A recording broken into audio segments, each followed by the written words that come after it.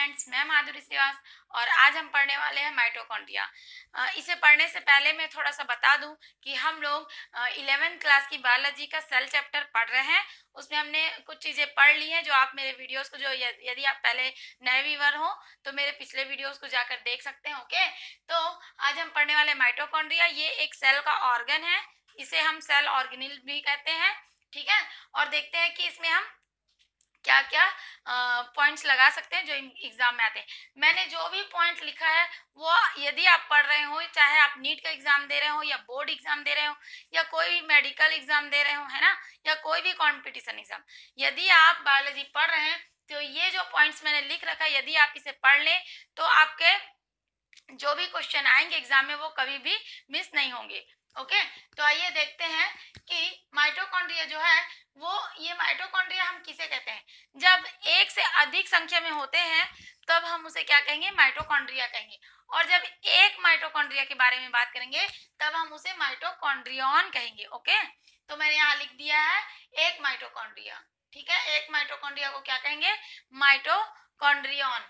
अब इसके शेप में आते हैं। ये फिलामेंट्स मतलब धागे के धागेदार होते हैं, धागे के जैसे दिखते हैं, या रॉड शेप छड़ में, मतलब दोनों एक ही बात है ना। फिलामेंट्स मतलब धागेदार और रॉड शेप में दिखते हैं। अब ये किस में पाए जाते हैं? एरोबिक सेल्स में, मतलब कि वायवी सेल्स। ठीक है, जैसे कि प्लांट, एनिमल, फंजाई, प्रोटोजोआ, इन सब में पाए जाते हैं। और ये जो माइटोकॉन्ड्रिया है वो क्या करते हैं? मेटाबॉलिक रिएक्शंस करते हैं। क्या करते हैं? मेटाबॉलिक रिएक्शंस करते हैं। अब ये मेटाबॉलिक रिएक्शंस होते क्या है? ये जो है ना, ये मेटाबॉलिक रिएक्शन, ये सबसे इंपॉर्टेंट चीज है फ्रेंड्स, सबसे इंपॉर्टेंट चीज है मेटाबॉलिक रिएक्शन। यदि माइटोकॉन्ड्रिया मेटाबॉलिक रिएक्शन ना करे तो फिर सेल्स के अंदर उसका कोई भी काम नहीं है। क्यों? क्योंकि इनका सबसे बड़ा फंक्शन यही है।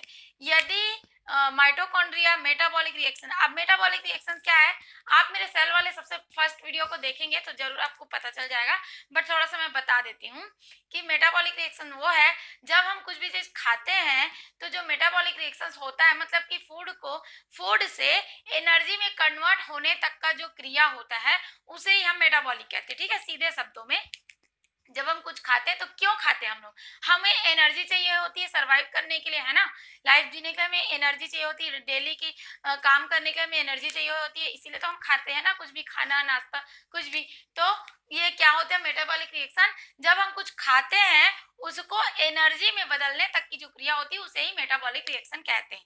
ओके, तो ये जो माइटोकॉन्ड्रिया है ये सिर्फ यही इसका मेन फंक्शन है, बाकी तो बहुत सारे हैं, बट यदि वो मेटाबॉलिक रिएक्शन नहीं करता तो किसी भी सेल को एनर्जी नहीं मिलती। इसीलिए इसको पावर हाउस ऑफ सेल भी कहा जाता है, क्योंकि ये पावर हाउस ऑफ सेल है। ओके, ये सेल को एनर्जी प्रदान करता है। ठीक है, और किसके थ्रू? मेटाबॉलिक रिएक्शंस के थ्रू। ओके, तो नेक्स्ट देख लेते हैं कि इसकी खोज किस किस वैज्ञानिक ने कब कब की। देखिए, फर्स्ट है कोलिकर। एक कोलिकर नाम के वैज्ञानिक थे जिन्होंने 1850 में इसे देखा। ठीक है, इसे क्या किया? देखा। फिर किसमें देखा? यहाँ पर मैंने लिखा है रेखित पेशियों में। ठीक है, मसल्स में देखा। किसमें देखा? मसल्स में। मसल्स की जो रेखित पेशियां होती है उसमें देखा। ठीक है, किस वैज्ञानिक ने? कोलिकर ने 1850 में रेखित पेशियों में माइटोकॉन्ड्रिया को देखा सर्वप्रथम। ठीक है, फिर नेक्स्ट है फ्लेमिंग। फ्लेमिंग ने 1882 में इसे फिलिया नाम दिया। क्या नाम दिया इसे? फिलिया नाम दिया। फ्रेंड्स, ये बहुत इंपॉर्टेंट पॉइंट्स है, इसे आप जरूर याद रखेंगे। ओके, फिर नेक्स्ट और वैज्ञानिक आए थोड़े दिन बाद, अल्टमान। अल्टमान 1890 ने इसे बायोब्लास्ट कहा। ठीक है, किसी किसी बुक में बायोब्लास्ट भी लिखा हुआ है, बट एनसीईआरटी बुक में बायोप्लास्ट ही लिखा हुआ है। तो अल्टमान नाम के वैज्ञानिक ने सन 1890 में इसे क्या कहा? बायोप्लास्ट कहा। ठीक है, फिर लास्ट में एक वैज्ञानिक आए सन 1897 में। ठीक है, सन 1897 में बेंडा नाम के एक वैज्ञानिक आए जिन्होंने माइटोकॉन्ड्रिया पर विस्तृत खोज की। ठीक है, उनका जो अध्ययन था वो एकदम डिटेल से अध्ययन किया उन्होंने। ठीक है, डिटेल से अध्ययन किया, और उन्होंने ही, जो बेंडा नाम के वैज्ञानिक थे, ये मैं इसको रेड लाइन कर दूं। ठीक है, जो बेंडा नाम के वैज्ञानिक थे उन्होंने सन 1897 में माइटोकॉन्ड्रिया नाम दिया। ठीक है, और यही नाम है जो आज भी प्रचलित है। ओके, और इन्होंने ही जो विस्तृत अध्ययन का श्रेय जाता है वो बेंडा नामक वैज्ञानिक को ही जाता है। ओके, अब नेक्स्ट देख लेते हैं कि इसका अल्ट्रा स्ट्रक्चर किसने दिया। अल्ट्रा में 1940-50 में पेलाडे एवं जो स्ट्रैंड ने, ठीक है, क्या किया, इसको इस माइटोकॉन्ड्रिया को इलेक्ट्रॉन माइक्रोस्कोप में देखा, ठीक है, और उसके बारे में और भी जानकारियां प्राप्त की। ओके, अब हम देख लेते हैं कि ये माइटोकॉन्ड्रिया के बारे में थोड़ी सी जानकारी हम इस वीडियो में ले लेते हैं, फिर हम नेक्स्ट वीडियो में करेंगे। ओके, तो देखो ये जो माइटोकॉन्ड्रिया नाम है ये ग्रीक भाषा के माइटोस शब्द से लिया गया है। माइटोस मतलब होता है थ्रेड को हिंदी में हम धागा कहते हैं, ठीक है, और कॉन्ड्रिया मतलब होता है ग्रेन्यूल को हम हिंदी में दाने कहते हैं, ठीक है। तो ये जो वर्ड है ये कहाँ से लिया गया है, ये दोनों वर्ड, ये देखिए मैं इसको अंडरलाइन कर दूं, ये जो दोनों वर्ड है वो ग्रीक भाषा से लिया गया, ठीक है, ग्रीक भाषा से, ठीक। ये माइटोस मतलब कि थ्रेड, कॉन्ड्रिया मतलब ग्रेनुल मतलब धागेदार और दाने रहित, दाने भी होते हैं उसमें, ठीक है, धागे के समान होते हैं और दाने भी होते हैं, इसलिए उसको माइटोकॉन्ड्रिया कहा गया, उसका नाम रखा गया। ओके, अब हम नेक्स्ट देख लेते हैं कि ये जो माइटोकॉन्ड्रिया होते हैं, ये ऑटोनॉमी का मतलब होता है स्वायत्त, ठीक है, स्वायत्त यानी खुद पर निर्भर। मतलब ये जो माइटोकॉन्ड्रिया होते हैं जो सेल के अंदर पाए जाते हैं, है ना, इससे पहले भी हमने पढ़ा है कि सेल के अंदर पाए जाते हैं, अब इतना बताने की जरूरत नहीं होगी आप लोगों को मेरे हिसाब से। सेल के अंदर एक ऑर्गन है ये, है ना, तो ये जो माइटोकॉन्ड्रिया होता है कुछ चीजें ये खुद स्वयं ही कर लेता है, किसी के ऊपर डिपेंड नहीं होता, ठीक है, किसी के ऊपर डिपेंड नहीं होता। हाँ, पर पूरी चीजें अपने आप नहीं कर पाता, क्या करता है जो न्यूक्लियस होता है सेल का वो इसकी संरचना और इसके कार्यों को कंट्रोल करता है, बट कुछ ऐसी चीजें हैं जिसे ये खुद भी कर लेता है, अदर सेल के अपेक्षा ये खुद भी कर लेता है, तो उसको मैंने यहाँ लिख रखा है, ठीक है।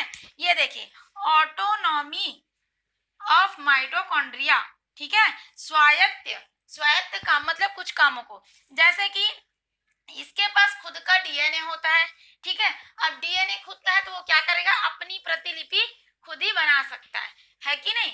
तो ये डीएनए होता है जिससे कि वो एमआरएनए, टीआरएनए और आरआरएनए खुद ही बना लेता है और अपनी रिप्लिकेशन के द्वारा वो अपनी प्रतिलिपियां बना सकता है, ठीक है। तो इसके लिए स्वायत्त हुआ, स्वयं पर ही निर्भर रहता है।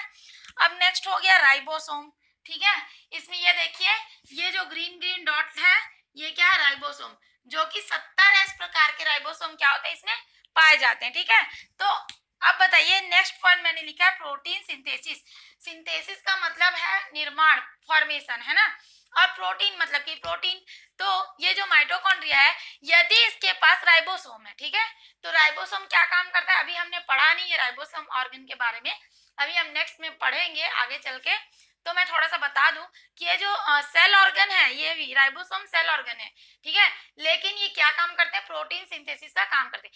तो जब हमको दिख रहा है कि ये जो माइटोकॉन्ड्रिया है इसमें राइबोसोम प्रेजेंट है, तो क्या करेंगे, प्रोटीन का निर्माण तो करेंगे ही, क्योंकि राइबोसोम का मेन फंक्शन क्या है, प्रोटीन का निर्माण करना, है ना। तो इसमें 70 प्रकार के प्रोटीन पाए जाते हैं, 70 प्रकार के राइबोसोम पाए जाते हैं, और ये क्या करते हैं, प्रोटीन का सिंथेसिस करते हैं, ये मैंने लिख दिया। ओके, फिर नेक्स्ट है सम एंजाइम सिंथेसिस, ये क्या करते हैं, थोड़ी मात्रा में एंजाइम का भी फॉर्मेशन करते हैं, सिंथेसिस करते हैं, थोड़ी मात्रा में एंजाइम भी खुद ही बना सकते हैं, ठीक है। अब हम थोड़ा सा स्ट्रक्चर देख लेते हैं कि ये तो हो गया ऑटोनॉमी, स्वायत्त, इतने काम जो है माइटोकॉन्ड्रिया स्वयं ही कर लेता है, बाकी कामों के लिए इसको बाकी काम जो इसके होते हैं फंक्शन और स्ट्रक्चर, इसको कौन कंट्रोल करता है, न्यूक्लियस करता है, सेल का न्यूक्लियस। ओके, अब हम देख लेते हैं स्ट्रक्चर को, आगे तो हम नेक्स्ट वीडियो में पढ़ेंगे, इसके जो फंक्शंस है वो हम नेक्स्ट वीडियो में पढ़ेंगे, ठीक है। तो हम देख लेते हैं ये जो है एक माइटोकॉन्ड्रिया है, ओके, ये जो ब्लू लाइन से है ये क्या है, डीएनए है, ये ग्रीन डॉट है वो क्या है, राइबोसोम है 70 प्रकार का।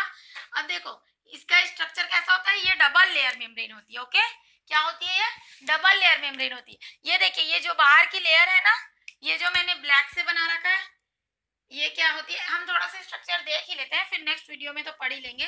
देखिए, ये जो बाहर का है ना, ये क्या है, आउटर मेम्ब्रेन। ये देखिए, मैंने यहाँ पर लिखा हुआ है आउटर मेम्ब्रेन। ओके, और ये जो है, ये तो डीएनए है, फिर राइबोसोम है, फिर आउटर मेम्ब्रेन है, फिर ये जो रेड लाइन में ये क्या है, इनर मेम्ब्रेन है। ओके, और इस माइटोकॉन्ड्रिया में ये इसका स्ट्रक्चर डबल लेयर मेम्ब्रेन का होता है। इसमें क्रिस्टी पाए जाते हैं और इसमें राइबोसोम पाए जाते हैं। इसमें खुद का डीएनए होता है इनके पास, ठीक है। और इसमें इंटर मेम्ब्रेन स्पेस होता है। ये इंटर मेम्ब्रेन स्पेस क्या होता है कि इसको अंतराकोशिकीय अवकाश कहते हैं। हिंदी में क्या कहते हैं, अंतराकोशिकीय अवकाश, ठीक है। तो ये अवकाश किसे कहते हैं, ये देखिए, ये जो पार्ट है ना, ये क्रिस्टी है, ठीक है, इनर मेम्ब्रेन और आउटर मेम्ब्रेन के बीच में, ठीक है। जो इनर मेम्ब्रेन है वो फोल्डेड होती है, अंदर की ओर मुड़ी हुई होती है, उंगली समान संरचना होती है। तो ये जो उंगली समान संरचना के बीच में जो स्पेस छूटा छूटा है ना, आउटर मेम्ब्रेन और इनर मेम्ब्रेन के बीच में, इसे ही हम कहते हैं इंटर मेम्ब्रेन स्पेस, मतलब अंतराकोशिकीय अवकाश। और ये खाली नहीं होता, इसमें द्रव भरा होता है। क्या भरा होता है, इसमें द्रव भरा होता है, ठीक है। अब हम देख लेते हैं कि ये जो डॉट डॉट मैंने बना रखा है, ये क्या है, F1 पार्टिकल। अब ये F1 पार्टिकल क्या है, तो ये F1 पार्टिकल जो है वो एक प्रकार का एंजाइम है। ओके, एंजाइम है जिसे हम ATPase भी कहते हैं। क्या कहते हैं, ATPase भी कहते हैं। यहाँ मैंने लिख रखा है, आप स्क्रीनशॉट ले लीजिएगा। ATPase भी कहते हैं। और ये जो F1 पार्टिकल, ये जो डॉट डॉट दिख रहे हैं ना क्रिस्टी के अंदर, ये देखो, ये जो मुड़ा हुआ पार्ट है ना, ये जो मुड़ा हुआ रेड लाइन से, इस मुड़े हुए फोल्डेड पार्ट को हम क्या कहते हैं, क्रिस्टी कहते हैं। ओके, तो ये क्रिस्टी के अंदर की ओर, देखो ये अंदर की ओर है ना, क्रिस्टी के अंदर, क्रिस्टी की दीवार पे, मतलब समझिए ऐसे मुड़ा हुआ है वो, तो उसकी दीवारों पे क्या पाए जाते हैं, F1 पार्टिकल्स पाए जाते हैं। अब ये F1 पार्टिकल क्या है, ATPase है। ये एक प्रकार के एंजाइम होते हैं और ये क्या काम करते हैं, ADP। अब ADP का फुल फॉर्म है एडिनोसिन डाइफॉस्फेट। ओके, ADP का फुल फॉर्म है एडिनोसिन डाइफॉस्फेट। उसको क्या करता है, इनऑर्गेनिक फास्फेट के साथ, यानी अकार्बनिक फास्फेट को और ADP को जोड़ने का काम कौन करता है, ये F1 पार्टिकल करता है। और जोड़ने के बाद वो क्या देता है, माइटोकॉन्ड्रिया के द्वारा, माइटोकॉन्ड्रिया को ATP मतलब एडिनोसिन ट्राइफॉस्फेट। ये क्या है, एक एनर्जी है। ओके, एनर्जी है। तो ये जो F1 पार्टिकल्स है ना, ये बहुत ही इंपॉर्टेंट है। ये F1 पार्टिकल अगर नहीं होते तो माइटोकॉन्ड्रिया का अस्तित्व ही नहीं होता, क्योंकि F1 पार्टिकल नहीं होंगे तो एंजाइम ADP और इनऑर्गेनिक फास्फेट को कोई जोड़ने वाला एंजाइम नहीं होता।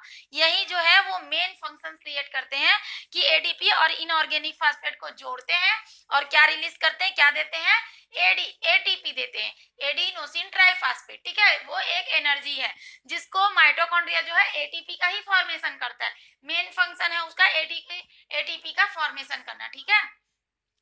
तो ये जो F1 पार्टिकल ये बहुत ही इंपॉर्टेंट है। ओके, अब हम देख लेते हैं ये माइटोकॉन्ड्रिया जो है अंदर से, अब मैंने बता दिया है। देखिए, ये माइटोकॉन्ड्रिया डबल मेम्ब्रेन होते हैं, डबल लेयर होते हैं। इसमें इनर मेम्ब्रेन और एक आउटर मेम्ब्रेन। ओके, इसमें इंटर स्पेस पाया जाता है। इसमें जो फोल्डेड पार्ट होता है उसको क्रिस्टी कहते हैं। और क्रिस्टी की अंदर की दीवार में F1 पार्टिकल पाए जाते हैं, जो कि ADP और इनऑर्गेनिक फास्फेट को जोड़कर ATP बनाता है। ओके, और ये क्या करता है, जब भी किसी सेल को एनर्जी की जरूरत होती है, तब ये F1 पार्टिकल काम करना चालू करता है, काम करना स्टार्ट करता है। ADP इनऑर्गेनिक फास्फेट को जोड़ता है और ATP देता है। और यदि उस सेल को ATP की जरूरत नहीं है तो क्या करता है, फिर से ADP में चेंज हो जाता है, फिर से ADP में परिवर्तित हो जाता है, बदल जाता है। ओके, तो फ्रेंड्स, मुझे लगता है कि आई होप मैं आपको समझा पाई हूँ कि माइटोकॉन्ड्रिया के इन इम्पॉर्टेंट पॉइंट्स को। अब नेक्स्ट वीडियो में हम इसका क्या देखेंगे, फंक्शन देख लेंगे। ओके, स्ट्रक्चर तो हमने देख ही लिया। देखिए और क्या रहता है स्ट्रक्चर में, कुछ नहीं रहता। देखिए डबल मेम्ब्रेन है, बहुत ही इजी स्ट्रक्चर है। डबल मेम्ब्रेन है, बाहर की ओर मेम्ब्रेन है उसको बाहरी मेम्ब्रेन, अंदर की है तो इनर मेम्ब्रेन। ठीक है, जो मुड़े हुए हैं इनर मेम्ब्रेन, जो मुड़े हुए फोल्डेड है उनको हम क्रिस्टी कह देंगे, और जो क्रिस्टी फोल्डेड जगह और आउटर मेम्ब्रेन और इनर मेम्ब्रेन के बीच में जो जगह खाली बची हुई है उसको हम इंटर स्पेस कहते हैं, जिसमें कि द्रव भरा होता है। ओके, इसमें डीएनए पाए जाते हैं, इसमें राइबोसोम पाए जाते हैं और इसमें F1 पार्टिकल्स पाए जाते हैं। यही है एक माइटोकॉन्ड्रिया का अल्ट्रा स्ट्रक्चर। ओके, तो आगे हम इसके जो फंक्शंस है मेन मेन, वो हम नेक्स्ट वीडियो में कवर करेंगे। तो थैंक यू फ्रेंड्स, मेरे वीडियो के साथ बने रहें, और यदि आपको ये वीडियो पसंद आया हो तो प्लीज लाइक, सब्सक्राइब और शेयर करना ना भूलें, और बेल आइकन को जरूर दबाएं ताकि आपको मेरी अगली वीडियो की नोटिफिकेशन मिलती रहे। Thank you friends, thank you for watching my video.